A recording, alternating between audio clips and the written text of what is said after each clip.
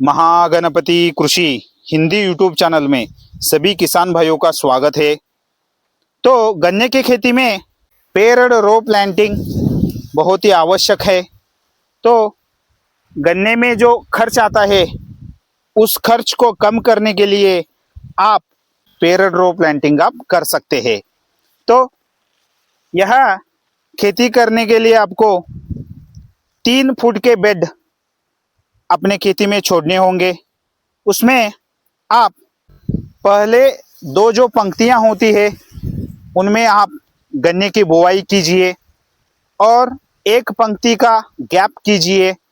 उसके बाद आप फिर 2 पंक्तियों में बुआई कीजिए। इस तरह 2 पंक्तियों में बुआई करना, एक पंक्ति गैप देना और फिर 2 पंक्तियों में बुआई करना। इस तरह करने से आप पेयर्ड रो प्लांटिंग आप इस्तेमाल कर सकते हैं। यह टेक्निक आप यूज करने से जो गन्ने के ऊपर का खर्चा होता है वह कम आता है और उसके साथ ही साथ जो खाद लगता है वह कम होता है। इसलिए कम खर्चे में ज़्यादा उत्पादन पाने के लिए आपको पेयर्ड रो प्लांटिंग इस्तेमाल करनी होगी। यह देखिए, यह 2 पंक्तियों के बीच का अंतर हमने 3 फुट रखा है।